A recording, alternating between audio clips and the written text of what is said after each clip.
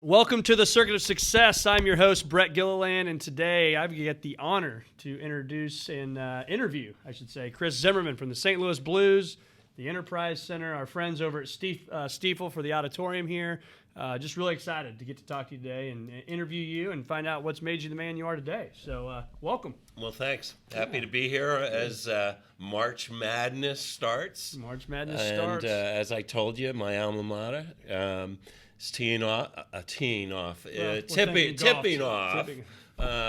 against Florida State, University of Vermont. So upset Thursday. I like it. I'm sure you got them winning your deal.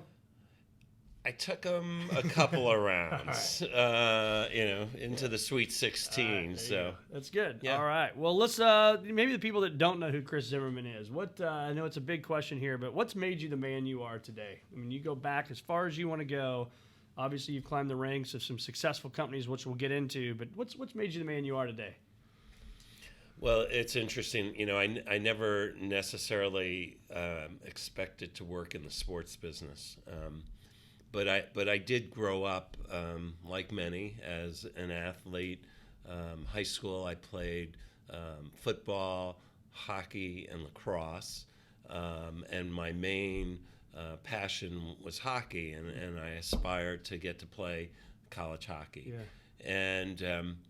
And so when you ask me about what, sort of is key to who I am today, I think my involvement in sports, and probably importantly, my engagement in the concept of team, I think is certainly one of the most critical things that has driven the way I've approached certainly my professional career, I think, as well as my family life as well. And so the fundamentals of how you come together and work with others is maybe the most important thing. And I'm sure like me, like you probably, when you're even interviewing people and hiring people and you build your team out, sports is a big process for that, right? I mean, because you do learn about leadership and discipline and disappointment, right?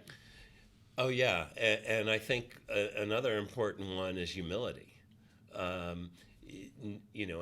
a young athlete, you're working to excel and to reach as far as you can, and then short of that very small couple of percent, 1%, half of 1% that's going to actually make their living playing the sport, most of us hit the ceiling. Right. This is as far as my talent is going to take me, and at each level, youth, I'm a certain level of the lead on the team, maybe high school.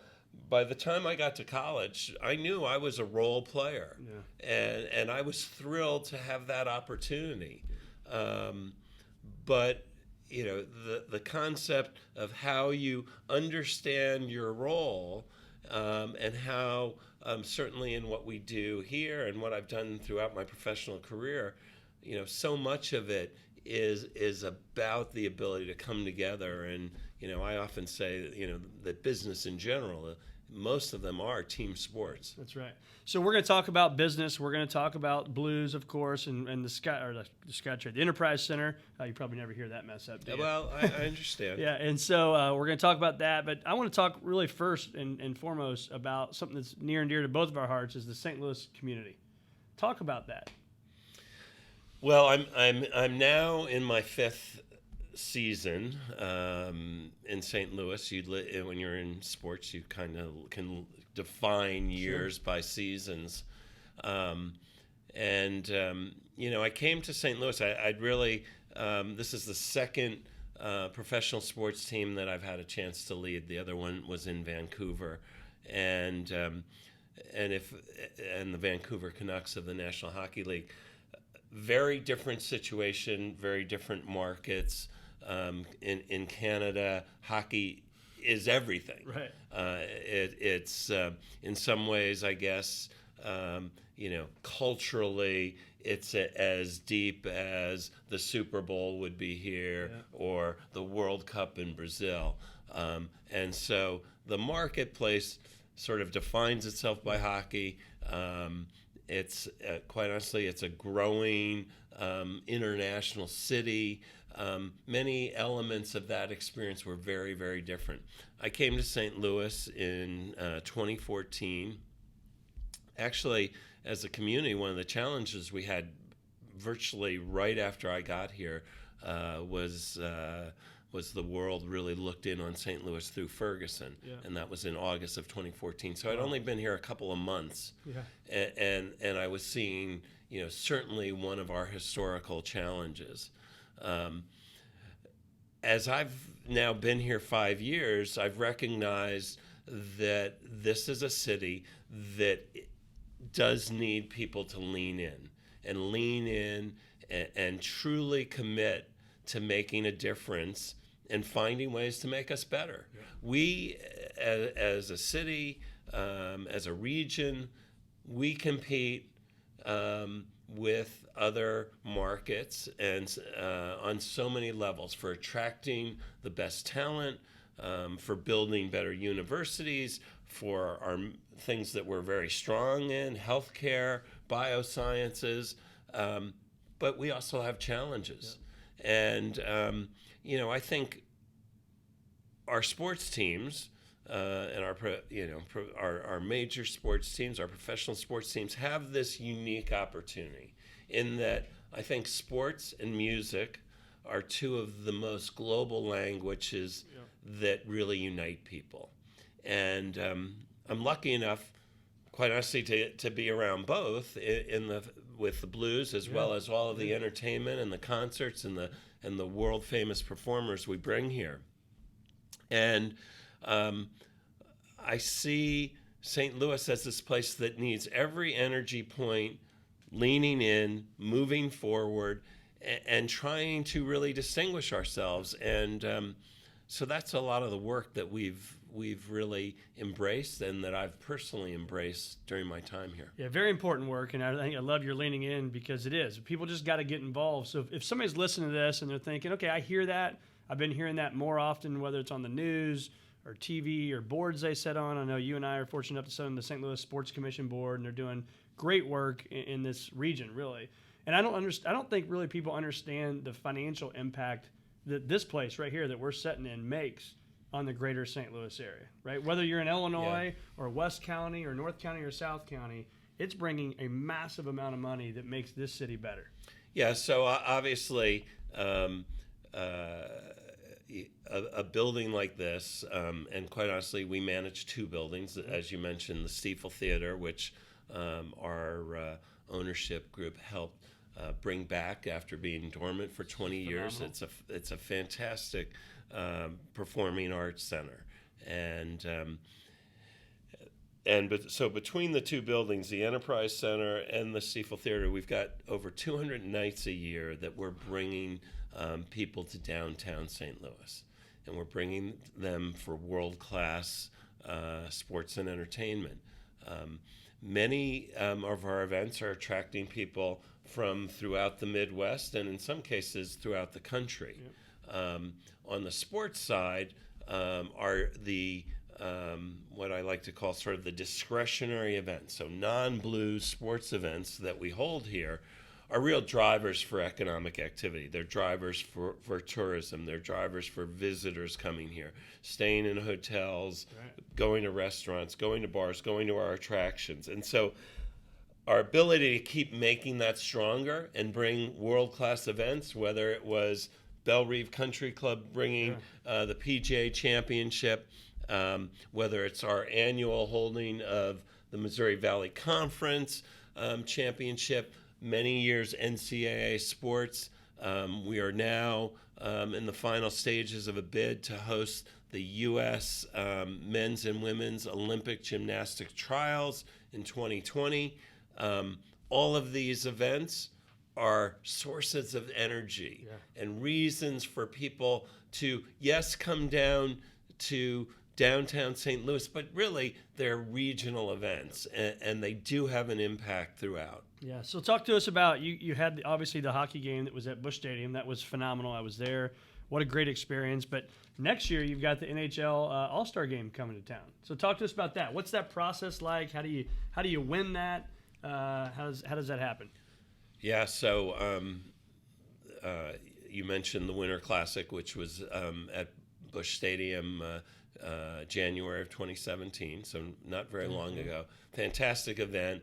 The league really, and many of the people who came acknowledged it in terms of the experience, the way St. Louis hosted the event, the work that the Blues did. All of those things created tremendous goodwill. I will tell you, as I walked around the facility, both for the alumni game, which was held on that Saturday, and then the actual Winter Classic, where we took on the Hawks and beat them 4-1. Important. I think I had a sense, the word I'll use, among all of the people who had come to these events of real joy. That there was because it's such a unique thing to participate in, and that was really rewarding, and we're quite proud of how our community responded. Absolutely. The All-Star Game. So the last time it was in St. Louis was 1988, back in the arena. Oh. So it's never been held in the current now Enterprise Center. And the process was really connected to the work that we did first with the city around the city participating and helping us make the building competitive again by helping support the financing of some of the renovations. To date, we've invested between private ownership, the bonds that the city issued. We've invested almost $100 million in the building. It's a big number. It's also very common in the buildings that opened in the mid-'90s, and there are quite a few of them, from Boston to Chicago, Philadelphia, Atlanta. All were opened up in the 90s, typically to renovate, modernize, make them competitive for the next 25 to 30 years. It's about, typically people are spending $150 million to up to $250 million. So a new building probably going to cost minimum $500 to $600 million, and there are a couple of arenas. Detroit was close to $900 million. Wow. And then the renovation of the old Key Arena in Seattle will be similar costs. So the good news is that we're already attracting events. The NHL All-Star Game would not be coming to St. Louis without this investment. Our competition for Olympic gymnastic trials, figure skating, all of those things, we had gotten to the point where we would be no longer relevant. Right. And which is a big deal for the city. Again, people, huge deal. You hear stuff on the media. These events typically bring in the range of $20 million worth of economic activity for the All-Star Game, for an Olympic trials. Which helps with our roads, which helps with the police officers, it helps everything. It does. And quite honestly, it gives people a reason to want to come and live here. One of the big challenges we have in the workforce right now is companies are having a hard time because we have such low unemployment attracting the best people. The other thing you have is, I know lots of very proud St. Louis parents who they're losing their kids to Dallas, to Denver, obviously Chicago. Yep. We want to win. We want the city that has such a strong family focus, where people believe so much in our market. We need to be good enough that our kids want to be here. Yeah. Well, you can hear his passion about St. Louis, and just if I can just impress on people, just the amount of work that goes on from people like you. I'm grateful for it. I know our community is grateful for it, but I just don't think there's enough awareness of how big of a deal it really is for the rest of us that aren't in this environment every day. So thank you for doing that. Yeah, well, it's quite honestly, I've never it's really new work for me. Yeah, I'm sure. So learning new skill sets, certainly building partnerships at every level of city, county, state government, recognizing, you mentioned the St. Louis Sports Commission. I sit on 4 other local boards. It is that sense of, I have a great opportunity from this seat to ideally help make a difference beyond just what our hockey team does. So let's dive into the business side now, and I'd always like to lay the groundwork with people is how does Chris Zimmerman define success? What's that look like? And it doesn't have to be business side, but let's kind of move more into that role. Well, I think ideally, I think it's making a difference in people's lives is the most important thing to me. Yeah. That starts obviously at home. I have an amazing partner, my wife Emily, who has supported me essentially becoming a gypsy professionally. We met first in New York. My wife was a successful advertising sales professional. We got the chance to move our family to Portland, Oregon to go to work for Nike. So we moved from New York to Portland. Then commute. Then I got the opportunity to run Nike Bauer Hockey, which was based in New Hampshire. So we went from Portland, Oregon to New Hampshire. After that, I got my next exciting opportunity, We took our family to Canada. So we went to Vancouver. Yeah. So we really don't know much about short moves, and we bounced around. And then before coming to St. Louis, we were in Los Angeles. So we've had quite a journey and amazing opportunities. But my wife, Emily, who's without question the chief operating officer of our family, has made that possible. My daughter, Kate, is here in St. Louis and building a career and also integrating into St. Louis. And I have a son, Ted, who's up in Seattle, actually working for the Seattle Seahawks. So, nice. But the whole concept of success, for me is part of building things and ideally, helping in my small way, making a difference in both peoples and communities. Leave it better than when you found it, right? Yeah, absolutely. So Nike, I didn't realize that. I told you before we started recording. So I'm a big golfer. So you Nike and Nike Golf, and you were very instrumental with the PGA, with Tiger Woods, and bringing Nike Golf to where it was at the time, one of the biggest and best golf brands there was. And so, what'd you learn from that process? I mean, working for a brand like Nike, obviously there's not a lot of sales to that, I wouldn't think, because it's Nike, right? But I'm sure you learned a ton from that. What was that? Well, actually, when I joined Nike Golf in 2000, so Tiger had been signed in 96, and I got to work with him the first several years. He was a Nike athlete in my role as director of advertising. But when I moved over to Nike Golf, it was Nike was failing in golf.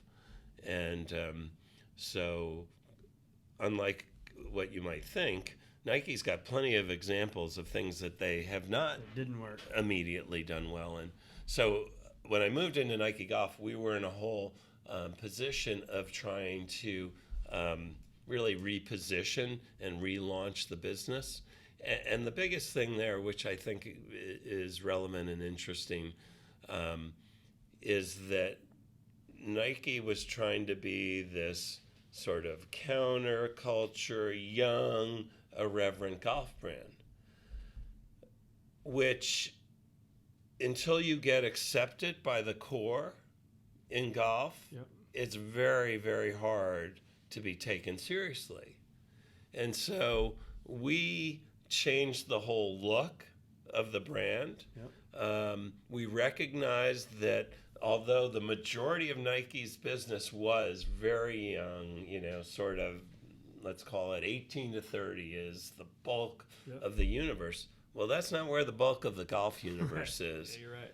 And so we had to recognize that we needed to, if you will, we needed to be accepted. We needed to become relevant.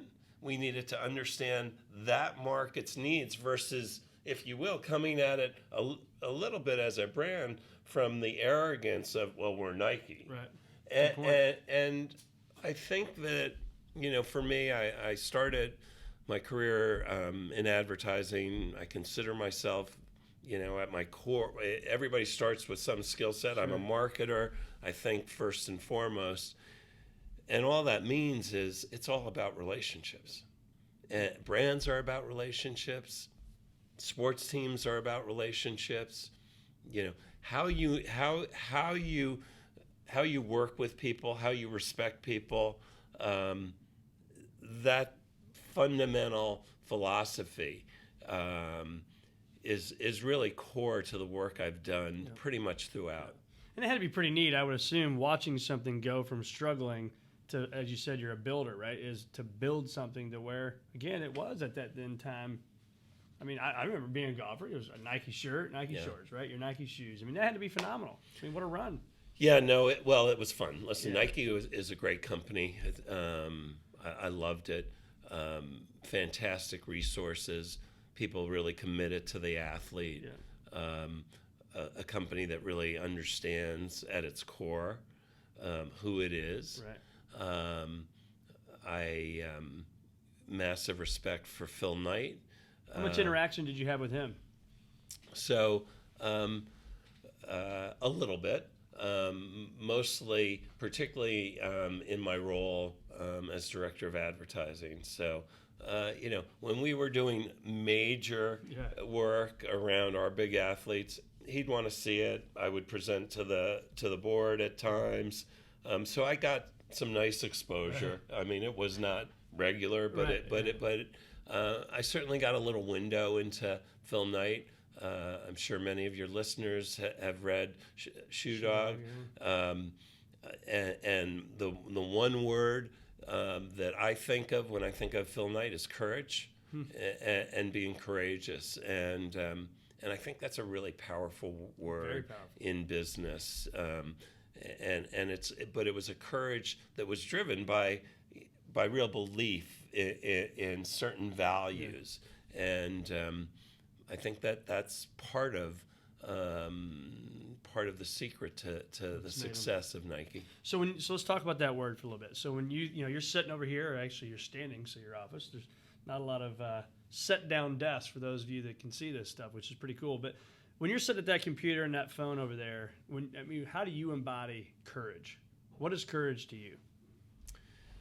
Well, courage to me is about actions that reflect certain beliefs, and being able to make decisions that may not always be the most popular.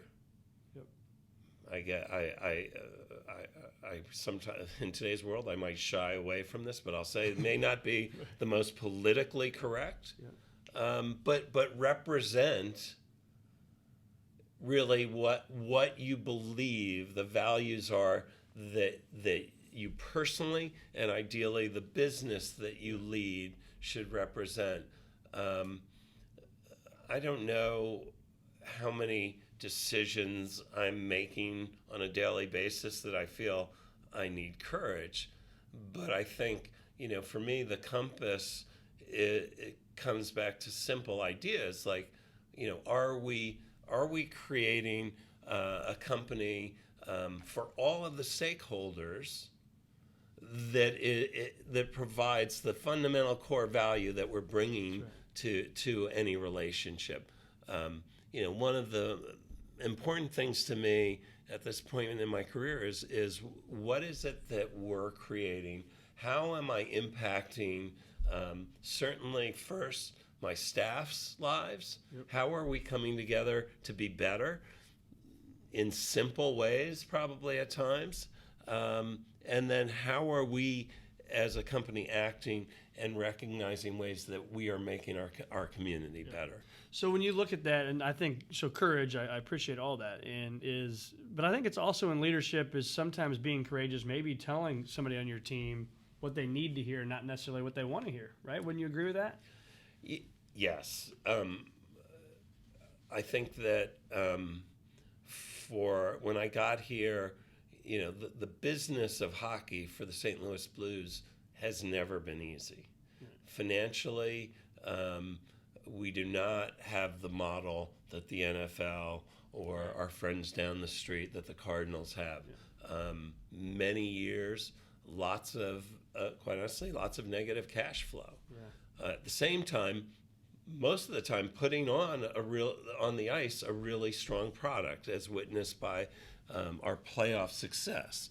Now, when I say playoff success, obviously we're not satisfied with where we've been. The ultimate goal is to bring the Stanley Cup here, and that's a real driving force. And the great news is we continue to invest in our team in meaningful ways to get there.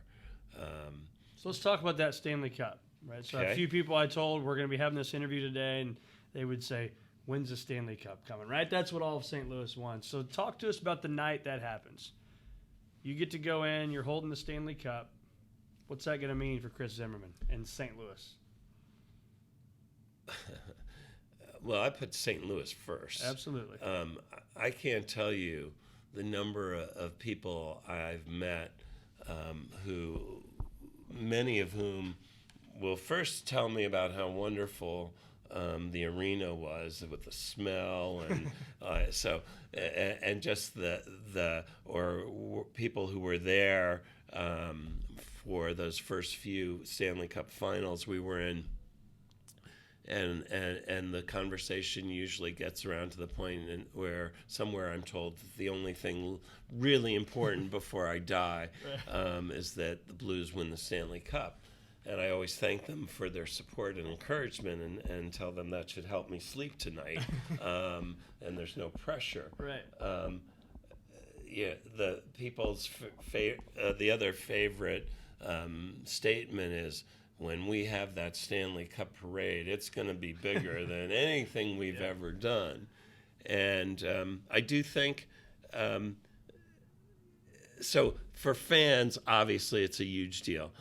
I think one of the things, and we saw it a few years ago, I saw it when we got to the conference finals. Playoff hockey is a really special thing. It is incredibly intense, incredibly competitive, and with each round of success, you will feel it throughout the city. And I think the thing that I will be excited about when that happens is the pride that people will take, because it's St. Louis. Right. It's the St. Louis Blues. It's our team. It's something that no matter what we disagree in any part of the region or the area or anything else, it's just about us coming together. And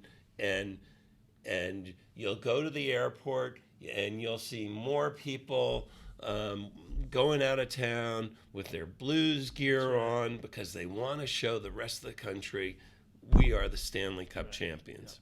That gives me chills. That's awesome. So what risk are you happy you took? When you look back at your career, obviously you've done lots of things, but is there a defining moment or a one risk that you said, man, I'm really glad I took that risk?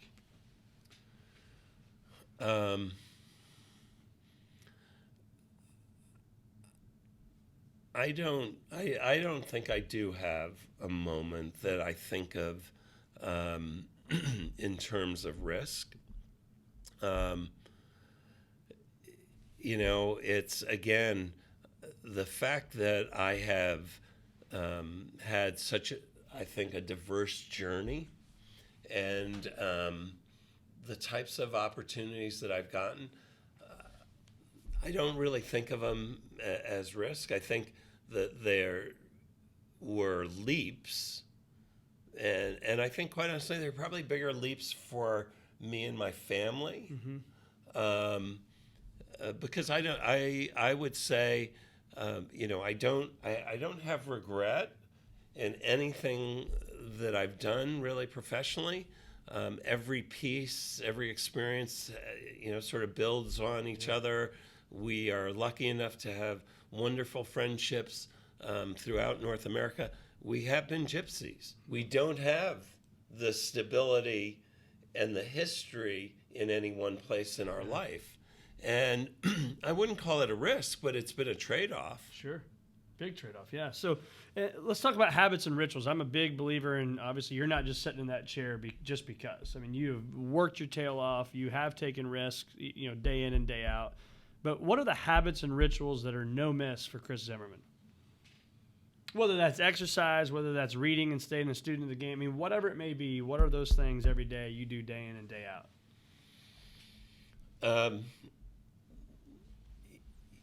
Day in and day out. I actually would tell you that I'm not a creature of habit.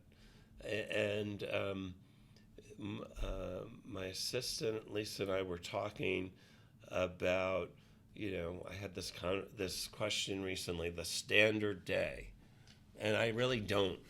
I don't have a standard day. Part of it's probably also reflective of the business. We're here a lot of nights, and so today, I'm an early riser typically. I either play hockey a couple mornings a week, or go to play here, or you go to the gym. I actually I played here yesterday morning, 7 a.m. Tomorrow morning I play with a group in Brentwood, and then Saturday I've got another group, and actually I think so I may actually skate 4 times this week. So I guess I certainly still have a love and passion for the game, and in general I've got some trying to hold my body together, doing some other work, but sport participation in hockey, working out when I can, when the weather's good, playing golf. Those are my key activity releases. In terms of my work, though, I'm not a person of routine. When I think about my long path, I think a lot of it has been about sort of depth of commitment and engagement in what I'm doing, and in each experience and each role, that gets defined a little differently. I think it's interesting. At this point in my career, I think I have a new enthusiasm to bring more focus back to coaching, and in part, and I have some work to do because we've got a lot of things that I'm still pretty hands-on. Right. Not so much the operations. Got a fantastic team, but I'm some of the bigger, broader projects. Obviously, I'm still quite involved in our work at the state, where we're working to get additional support for our final major stage of renovations here. We've had a massive project getting the St. Louis Community Ice Center built out in Maryland Heights. We've spent much of the 4+ years I've been here working on that project, and I'm happy to say that in September we're going to open I think what will be one of the best community ice centers in the country. Yeah, which will again attract a lot more youth hockey and all that stuff that brings more revenue and hotels and everything to St. Louis. Yeah. So we talk about in the circuit of success, and you said these earlier, but it really is attitude, your belief system, your actions that you take every day that ultimately get your results. And it sounds like we're right in line with that. But talk to our listeners now that may be talking or thinking, How do you inspire others to go above and beyond? So you talk a lot about team, and there's a lot of listeners listening to this every day, and we all have teams, but how do we inspire them even when times aren't going well?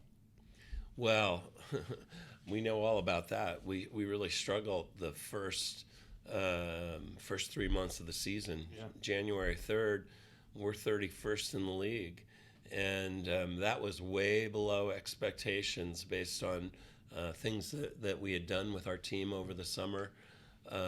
It's interesting in this specific business that, in terms of the hockey business and the team, out on the ice, there's a big investment. There's our core assets. Obviously, from my position, by the time they're out there, and I'm not coaching them and I'm not managing them, any of those things, but they're going to have a massive impact on how several hundred people are going to go about their job the next day. I found it really critical during that time period that how I showed up and how people saw me addressing what was real disappointment.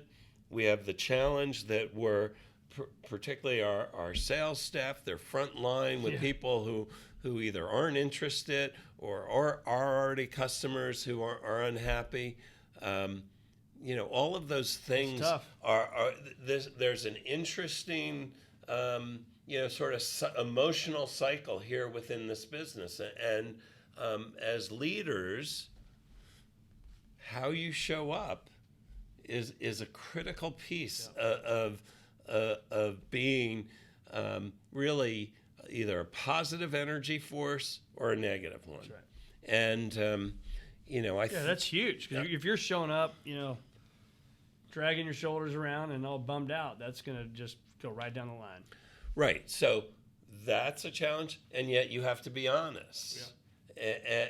And so I think, listen, every job I've been in, as we do employee surveys, as we think about how we get better, there's the number one thing always comes back to communication. Yep. And we certainly we and I have worked on building that and building our culture here at the Blues. I think that we've seen, and we have our own data that says with our team we're making meaningful progress, and yet we still have opportunities. I think creating an environment where your staff feels part of it, they feel engaged, they feel informed. Yep. And let me go beyond that. Not just they feel that way, they are that based on what are our authentic actions to creating a place that people want to be at and they want to make a difference. We've got this great advantage of a product, sports, music, entertainment, that has its own appeal. But it can still be a crappy workplace. Right. If the environment and the leadership is not sensitive to creating something that really builds off of that. Well, I think you're so right. I mean, it's like in our world, right? If the stock market's just getting pummeled like the fourth quarter, right? Then that's a different environment. And I think to your point, how I show up or how somebody else in the firm shows up, that matters to everybody in the organization. So next question, I always like to talk about are fears. I don't have a ton of fears, but I think there's things as leaders and just people in general we put in our mind. And, what if this happens? And what if that happens? But how many fears that you've put in your mind actually blew up to the magnitude you put them in your mind to be? I can't tell you that I'm very good at that if I'm supposed to be. No, I think your point is, or what I'm sensing right now, which is what every guest talks about, is like none, right? I mean, listen, I get to come to work every day, work in sports, which is my personal lifelong passion, be around, some of the best athletes and performers in the world. I don't see what I mean. I'm incredibly fortunate. I'm blessed to have been given the opportunity to do this. Yeah. Like I have no reason around what we're doing. I work, Tom Stillman, our chairman, our local ownership group, incredibly supportive. I don't have any reason to have fears.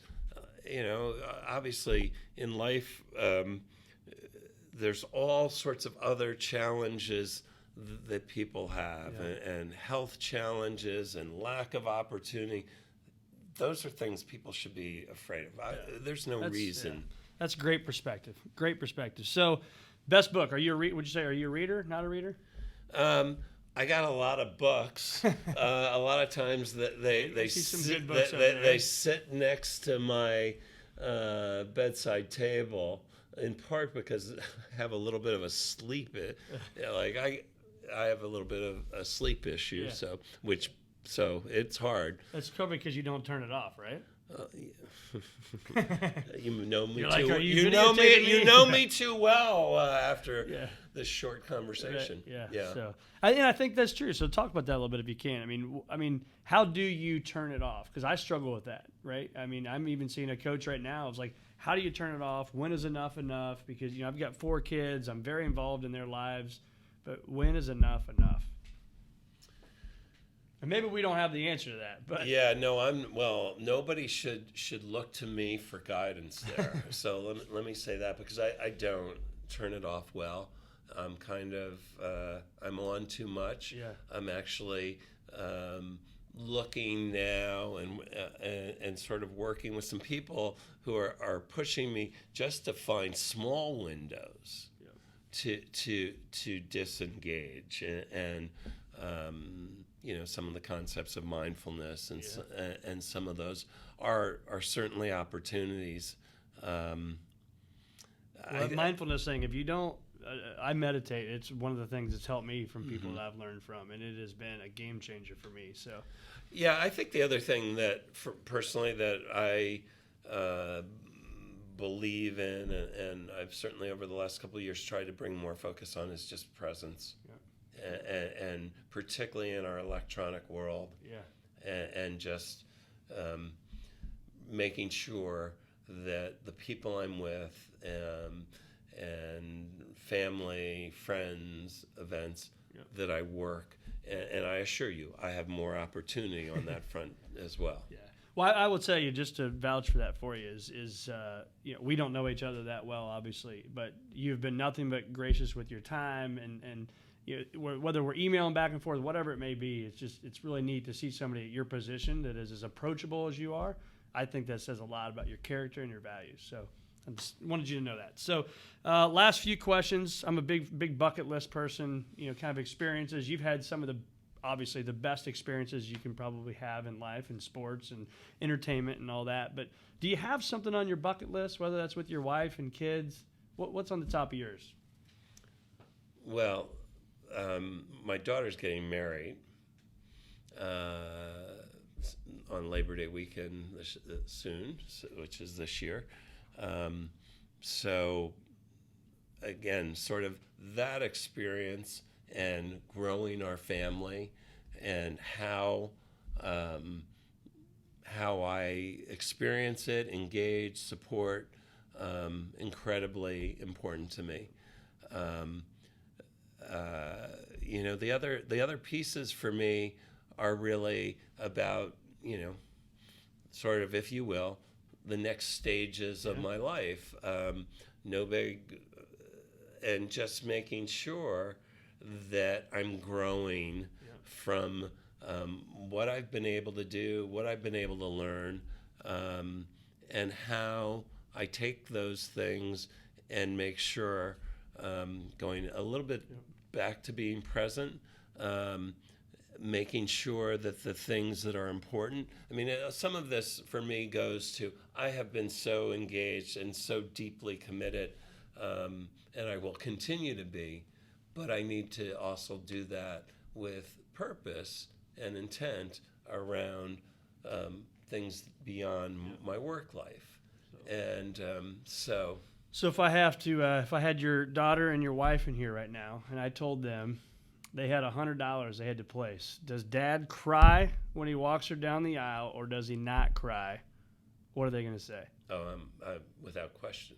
I would start crying probably as Right you now. asked that question. I mean, Right. last night we had a great experience. We, which I'm really excited about. We went and had our first dance lesson. Oh, wow. And I like to dance, and my wife and I have always liked to dance. But as she said, "Hey, we need some new moves." Right. And Got to bring them up to the 2019 level, yeah, right? and so so I'm excited about. That's very cool. That's going to be a really fun experience. Very good. Well, Chris, it's been phenomenal having you on the Circuit of Success. I really appreciate your time and your generosity. And, LGB, let's go Blues. Let's Absolutely. get this Stanley Cup Finals. Let's bring it to St. Louis. And just, again, appreciate your passion for our city and what you're doing as a leader here in the town. It's been great. Yeah, thank you.